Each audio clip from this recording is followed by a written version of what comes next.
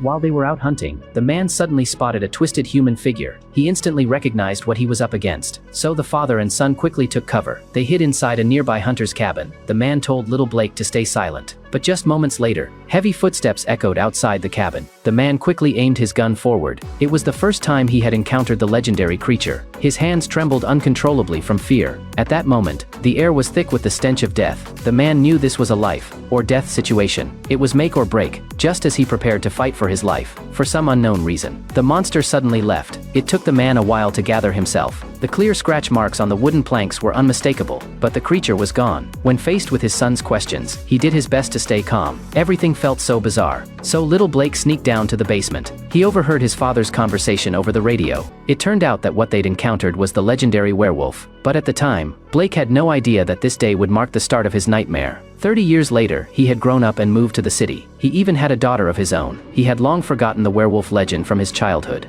Then one day, a letter arrived, calling him back to the farm. It turned out that Blake's father had passed away, and the key to his old home had been sent by a neighbor. He rushed back with his wife Jenny and daughter. They were in high spirits on the way, but soon they realized the old road leading up the mountain was blocked. At that moment, a hunter passed by. They recognized each other as childhood friends. So, the hunter got in the car and guided Blake. They soon reached the area near the old house. But then, something unexpected happened. Luckily, the car was stopped by a tree trunk. The hunter tried to open the car door, but he fell to the ground from several meters up. The whole family was terrified and panicked. At Blake's request, his daughter and Jenny climbed onto the roof of the car. However, at that moment, Blake saw a monster in the rearview mirror. The creature was getting closer and closer. He quickly unbuckled his seatbelt and slammed the car door shut with all his strength. The injured hunter was still struggling on the ground, but in the next moment, Blake's arm was scratched. Then, the hunter on the ground was dragged away by the monster. After that, the low growls faded into the distance. It seemed like the creature had gone far away. Blake quickly rescued Jenny and his daughter. They were near the old house. But then, the monster's growls came again. The family had to run as fast as they could. At the critical moment, Blake managed to open the door with the key. Just as the creature was about to pounce on them, they rushed inside after a while. When Jenny tried to treat Blake's wound, they noticed the wound looked more like it had been made by claws, sharp claws. Blake's body began to undergo strange changes.